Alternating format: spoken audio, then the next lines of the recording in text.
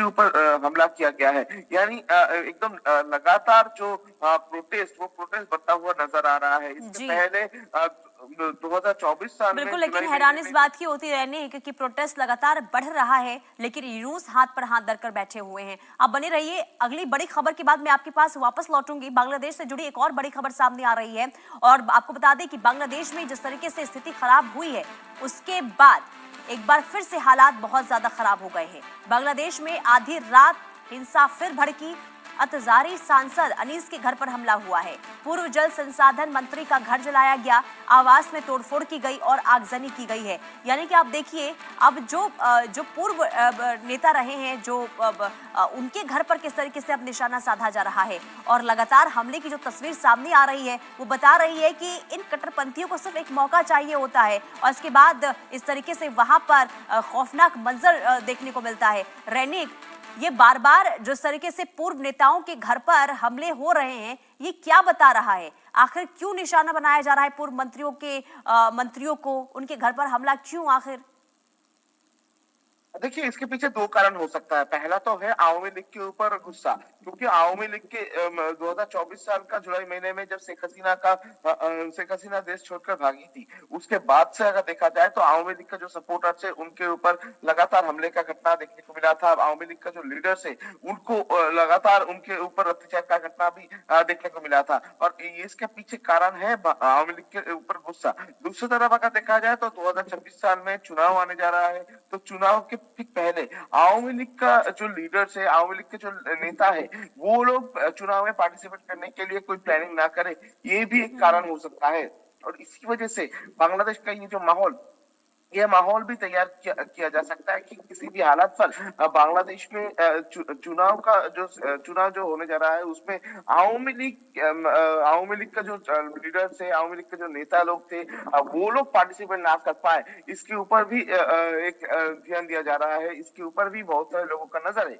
यानी दो तरीके से ये चीज को देखा जा सकता है कि शेख हसीना का जो करीबी है, उनके खिलाफ में पूरा एक्शन दिखा जा रहा है, उनके खिलाफ में आवाज बुलंद हो रहा है बांग्लादेश में। और दूसरी तरफ अगर देखा जाए तो पॉलिटिकल साइड में भी, पॉलिटिकल एंगल में भी ये बहुत ही सिग्निफिकेंट है, क्योंकि आवामी लीग का जो लीडर्स है, वो लोग अगर पार्टिसिपेट करें चुनाव में, ये तो इंडिपेंडेंट कैंडिडेट के तौर भी अगर पार्टिसिपेट कर ले, तो उसमें भी दूसरा जो पॉलिटिकल पार्टी से उनको दिक्कत हो सकता है। और इसी वजह से आवामी लीग का जो सपोर्टर्स है, आवामी लीग का जो सांसद है, जो नेता है, उनको एकदम मिटाने का जो कोशिश वो बांग्लादेश में ये देखने तो को मिल सीधे रहा है। सीधे तौर पर रहने एक लोकतंत्र की हत्या है। चुनाव है तो आप चुनाव में अब सामने किसी के साथ चुनाव तो लड़ेंगे ना, आप किसी को रोक तो नहीं सकते हैं। और देखिए, स्थिति जिस तरीके से यहाँ पर देखने को मिल रही है, अब वो बहुत ही ज्यादा चिंताजनक है कि जब भी होता है इस तरीके से अब अपनी आवाज बुलंद करने को लेकर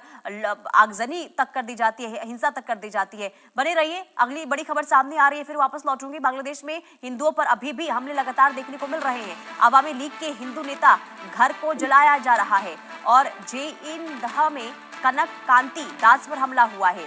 आगजनी से पहले हिंदू नेता का घर लूटा गया, घर का सामान लूट ले गए जिहादी कट्टरपंथी। यानी कि इन कट्टरपंथी का किस तरीके से ये बेलगाम हो गए हैं, आप समझ सकते हैं किस तरीके से हिंदुओं के ऊपर सीधे तौर पर ये अटैक करते हुए नजर आ रहे हैं। रैनिक, हिंदुओं को निशाना बनाना, हिंदुओं पर अत्याचार करना, ये साफ तौर पर समझ आ रहा है कि सीधे तौर पर बांग्लादेश में अब हिंदू तो किसी भी तरीके से सुरक्षित नजर नहीं आ रहे। उम्मीद थी कि सत्ता परिवर्तन के बाद हिंदुओं को रक्षा भी मिलेगी, उनकी सुरक्षा को लेकर भी कदम उठाए जाएंगे, लेकिन ऐसा होता हुआ नजर नहीं आया। एकदम देखिए, उम्मीद तो बहुत कुछ था ये मोहम्मद यूनुस के ऊपर, क्योंकि मोहम्मद यूनुस सत्ता में आने के बाद जैसे कि सब लोग उम्मीद किए थे कि बांग्लादेश में जो माइनॉरिटीज है वो सुरक्षित रहेंगे, उनके ऊपर जो अत्याचार हो रहा था वो अत्याचार बंद हो जाएगा। मगर अभी भी बांग्लादेश में जो माइनॉरिटीज है वो सेफ नहीं है। बांग्लादेश में लगातार कोई भी घटना होता है तो माइनॉरिटीज के ऊपर लगातार हमला किया जाता है। अगर 2 दिन पहले का बात किया जाए तो 2 दिन पहले हादी का मौत के बाद बांग्लादेश का जो प्रोटेस्ट बरका था, उस प्रोटेस्ट के दौरान भी देखा गया कि बांग्लादेश का जो माइनॉरिटीज है उनके ऊपर हमले का घटना घटाया गया। बांग्लादेश का जो माइनॉरिटीज परिवार है वो अभी डरे हुए हैं। उनकी तरफ से भी ये कहा जा रहा है कि बांग्लादेश में रुकना उनके लिए सेफ नहीं है, क्योंकि कल भी जैसे तस्वीर सामने आया कि जो हिंदू एक युवक को पीट कर बीच रास्ते पर उनको पीट कर पेड़ के साथ लटक कर उनको पीटा जा रहा है, उसके बाद उनको जिंदा जलाया जा रहा है। इस तरीके का तस्वीर बांग्लादेश से सामने आ रहा है, मगर इसके इसके बावजूद भी बांग्लादेश का सरकार की लेकिन तरफ से रैनिक, कोई यूनूस आखिर क्यों एक्शन जो चुप है। बैठे हुए हैं? उन्हें किस बात का डर है? क्या वो देखिए कट्टरपंथियों के सहारे चुनाव जीतना चाहते हैं? एकदम एकदम देखिए, मोहम्मद यूनिस पहले बार से ही एकदम कट्टरपंथियों के खिलाफ में कोई आवाज नहीं उठाता है। मोहम्मद यूनिस जब से सत्ते में आए हैं तब से कट्टरपंथियों को किसी भी हालात पर सपोर्ट करते हुए मोहम्मद यूनिस को देखने को मिला है, क्योंकि मोहम्मद यूनिस के राज में कट्टरपंथी राज जो है वो बांग्लादेश में बढ़ता हुआ नजर आ रहा है। और इसमें बांग्लादेश का इंटरिम गवर्नमेंट या तो बोल सकते हैं मोहम्मद यूनिस एकदम चुप बैठे हैं। मोहम्मद यूनिस की तरफ से कट्टरपंथियों के खिलाफ में कोई आवाज नहीं उठाया जाता है, कोई बयान भी नहीं दिया जाता है और कोई एक्शन भी नहीं लिया जाता है। तो इस बार भी वही सेम घटना देखने को मिल रहा है बांग्लादेश में, जिस जगह पर जो कट्टरपंथी है उनके खिलाफ में कोई एक्शन मोहम्मद यूनिस नहीं ले रहे हैं, और जिस कारण में बांग्लादेश का जो माइनॉरिटीज है वो अभी मुश्किलों में है। बांग्लादेश में जो आवामी लीग का सपोर्टर्स रहते हैं वो भी अभी डरे हुए हैं कि किसी भी टाइम पर उन लोगों के ऊपर हमला हो सकता है। मगर कल मोहम्मद यूनिस की तरफ से स्टेटमेंट दिया गया है कि कोई माइनॉरिटीज के ऊपर हमला नहीं किया जाएगा, माइनॉरिटीज के ऊपर अगर हमला होगा तो उसमें करेंगे एक्शन लिया जाएगा। मगर ये बोलना और काम करना दोनों में फर्क है। जो माइनॉरिटीज के ऊपर हमले का घटना घट रहा है उसको लेकर कोई कार्रवाई मोहम्मद यूनिस नहीं कर रहा है, सिर्फ बयान से माध्यम से दो तरफा दोनों साइड को ही वो सेफ गार्ड कर रहे हैं। मोहम्मद यूनिस बोल सकते हैं एक तरफ कट्टरपंथियों को भी समर्थन कर रहे हैं, दूसरी तरफ अगर देखा जाए तो आम जनता के मन में भी यही ठीक है रैनिक, मैं आपके पास लौटती हूँ। बड़ी खबर सामने आ रही है, बांग्लादेश में हिंदुओं पर हो रहा है अत्याचार और हिंदुओं के घर को अब लगातार देखिए निशाना बनाया जा रहा है और घरों से निकाल कर मारा जा रहा है हिंदुओं को। जमाते इस्लामी के नेता हिंदुओं को धमका रहे हैं। बांग्लादेश में भारत विरोधी नारे भी लगाए जा रहे हैं, यानी कि हिंदुओं को किस तरीके से टारगेट किया जा रहा है। इससे पहले एक हिंदू युवक को सरेआम मार दिया गया, बर्बरता बढ़ती गई, लेकिन इसके बावजूद भी किसी भी तरीके से वहां पर स्थिति में कंट्रोल सरकार की ओर से नहीं किया गया और एक बार फिर से बांग्लादेश में हिंदुओं पर अत्याचार की जो संख्या है वो बढ़ती हुई नजर आ रही है। रैनिक, जिसकी अब जानकारी आप दे रहे थे कि देखिए लगातार हिंदुओं को टारगेट वहां पर हो रहा है, तो सवाल ये कि आखिर क्यों इन कट्टरपंथियों के निशाने पर हिंदू हैं? आखिर क्यों इन्हें हिंदुओं से इतना डर है कि हिंदुओं पर बर्बरता लगातार देखने को मिल रही है? देखिए, बांग्लादेश में जो कट्टरपंथियों की तरफ से हिंदुओं के ऊपर टारगेट किया जा रहा है, ये घटना पहला तो नहीं है। ये घटना पिछले 2024 साल में जुलाई महीने के बाद से ही देखने को मिल रहा है। और अगर देखा जाए तो बांग्लादेश का ये परिस्थिति के पीछे दूसरा देशों का हाथ भी हो सकता है, क्योंकि बांग्लादेश में अगर हिंदू और बिल्कुल, यही तो सवाल है ना कि आखिर कौन है किसके शह पर। बांग्लादेश में इस वक्त हालात खराब हो गए हैं, लेकिन स्थिति जो खराब है ये कब तक सुधरेगी या फिर ऐसे ही कट्टरपंथी बेलगाम रहेंगे, ये बहुत ज्यादा अहम हो गया है। बहुत शुक्रिया, में थम नहीं रहा है हिंसा का दौर। चिटगांव में एक और आवामी लीडर के घर पर हमला हुआ है। चिटगांव में हिल ट्रैक्टर्स के पूर्व मंत्री के घर पर ये आगजनी हुई। पूर्व आवामी लीग के मंत्री वीर बहादुर के घर में आग लगाई गई है। ढाका में न्यूज एज के संपादक नूरुल कबीर पर भी हमला हुआ है। तो ढाका में देखिए लगातार कल जिस तरीके से स्थिति बनी हुई थी, हिंसक प्रदर्शन के बाद आगजनी तक की गई, 2 अखबार के कार्यालय को आग के हवाले कर दिया गया।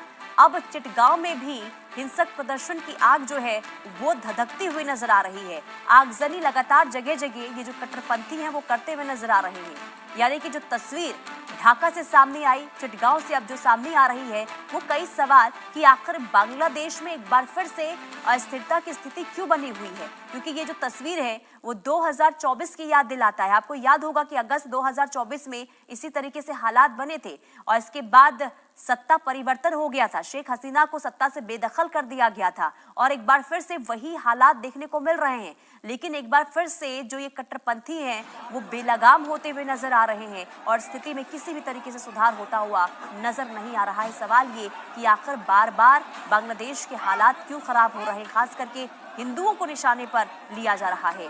और ढाका में न्यूज एज के संपादक नूरुल कबीर पर हमला हुआ है।